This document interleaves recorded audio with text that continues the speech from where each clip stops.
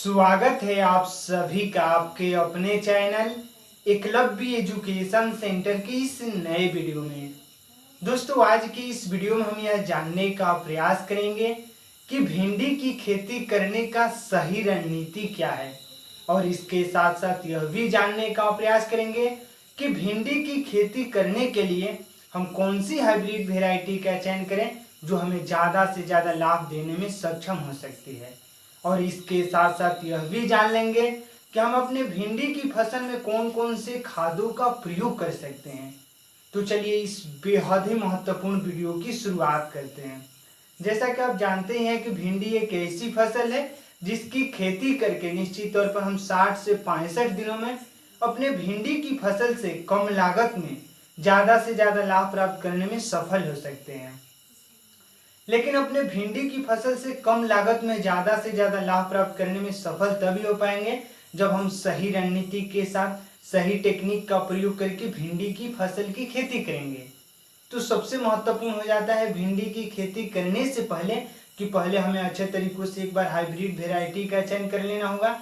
और hybrid variety के रूप में हम एडवेंटा का राधिका भिंडी सीड्स की भी चयन कर सकते हैं, और यह भिंडी की खेती करने के लिए बेहद ही उन्नत किस्म का सीड्स है। तो इस तरह से राधिका भिंडी का जो सीड्स आता है अगर उसका चयन करते हैं और भिंडी की फसल को उगाते हैं तो निश्चित तौर पर आप अपनी भिंडी की फसल से कम लागत में ज़्यादा से ज़्यादा लाभ प्राप्त करने में सफल हो सकते हैं। और उसी क्रम में आगे को बढ़ते हैं, और अगला जो भिंडी की हाइब्रिड वेराइटी है वह है Shri Ram private limited company का झीलमिल F1 हाइब्रिड वेराइटी। और यह भिंडी की खेती करने के लिए बेहद उन्नत किस्म का हाइब्रिड वेराइटी है, और इसकी खेती लगभग सभी प्रकार के मिट्टी में किया जा सकता है। यानी Shri Ram private limited company का झीलमिल भी आता है, या अंकिता भी आता है, अवंतिका और 2112। तो इस तरह से Shri Ram private limited company के लगभग 4 भिंडी के हाइब्रिड वेराइटी आते हैं, यानी अंकिता, अवंतिका, झीलमिल और 2112। अगर इनमें से किसी एक का चयन करते हैं और भिंडी की फसल को उगाते हैं तो हमें पूरा भरोसा है कि आप अपनी भिंडी की फसल से कम लागत में ज़्यादा से ज़्यादा लाभ प्राप्त करने में सफल हो सकते हैं। और इसके साथ साथ जब हम आगे को बढ़ते हैं और अगले हाइब्रिड वेराइटी की बातें करते हैं तो अगला है VNR का 999 F1 हाइब्रिड वेराइटी।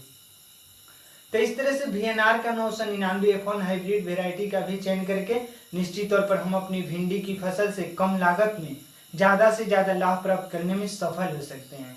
लेकिन केवल अच्छे तरीकों से हाइब्रिड वेराइटी के चयन कर लेने से ही हम अपने भिंडी की फसल से ज़्यादा लाभ प्राप्त करने में सफल नहीं हो सकते हैं। हमें अच्छे तरीकों से अपने मिट्टी का भी चुनाव करना होगा, अच्छे तरीकों से उसमें खादों का भी प्रयोग करना होगा। अगर मिट्टी की एक बार हम जांच कर लेते हैं, जहाँ कहीं भी अगर मिट्टी की भिंडी की खेती करने के बारे में सोच रहे हैं, एक बार उस मिट्टी की अगर जांच करके उसके बाद अगर भिंडी की फसल को उगाते हैं तो निश्चित तौर पर हमारे मिट्टी में जिन जिन खादों की कमी होती है उनकी पूर्ति करके हम अपनी भिंडी की फसल में ग्रोथ को जल्दी से ला सकते हैं। तो इस तरह से सही रणनीति यही है कि जहाँ कहीं भी भिंडी की फसल को उगाने के बारे में सोच रहे हैं, एक बार हमें उस मिट्टी की जाँच कर लेना है। और जैसे ही जाँच करेंगे तो उसमें pH वैल्यू भी शामिल होगा, क्योंकि अगर pH वैल्यू 6.0 से लेकर 6.5 के बीच में रहता है, अगर वहां पर भिंडी की फसल को उगाते हैं तो निश्चित तौर पर भिंडी का ग्रोथ तेजी से देखने को मिल सकता है।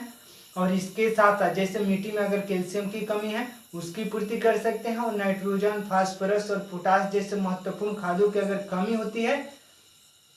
तो अगर जांच कर लेते हैं अपने मिट्टी की तो हमें यह पता चल जाता है। और किसी भी फसल की ग्रोथ के लिए नाइट्रोजन बेहद ही महत्वपूर्ण भूमिका निभाता है, जबकि पोटास और फास्फोरस जैसे तना हो गया, इसकी डालियाँ हो गया, और पौधे में फूल और फल को बढ़ाने में मदद करता है पोटास और फास्फोरस। तो इस तरह से सही रणनीति के साथ एक बार अगर हम मिट्टी की जांच कर लेते हैं और उसके बाद भिंडी की फसल को उगाते हैं तो निश्चित तौर पर हमारा जो भिंडी की फसल में लागत है वो कम हो सकता है, और जिससे जो हमारा भिंडी का फसल है वो हमें ज़्यादा से ज़्यादा लाभ देने में सक्षम हो सकते हैं। उसी क्रम में एक बेहद ही महत्वपूर्ण तथ्य यह भी है कि जैसे ही हम अपनी भिंडी की फसल में फूल और फल लगने की प्रक्रियाओं को देखें तो उस समय हमें एक बार सही रणनीति के साथ सही कीटनाशक दवाओं का छिड़काव करना हमारे लिए बेहद ही जरूरी है। यानी जैसे ही भिंडी की फसल में फूल लगना शुरू हो जाए, अगर उस समय एक बार सही कीटनाशक दवा का चुनाव करके अगर एक बार स्प्रे कर देते हैं तो हमारे भिंडी की फसल में जितने भी फूल लगे होते हैं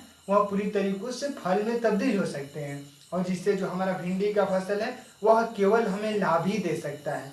तो इस तरह से भिंडी की खेती करने के लिए सबसे महत्वपूर्ण है कि पहले हमें अच्छे तरीकों से एक बार हाइब्रिड वेराइटी का चयन करना होगा। उसके बाद जहाँ कहीं भी भिंडी की खेती करने के बारे में सोच रहे हैं, एक बार उस मिट्टी की जांच कर लेनी है, और उसके बाद जैसे ही हमारे भिंडी की फसल में फूल लगना शुरू हो जाए, अगर उस समय अपने भिंडी की फसल में एक बार कीटनाशक दवाओं का स्प्रे कर देते हैं तो निश्चित तौर पर हम अपनी भिंडी की फसल से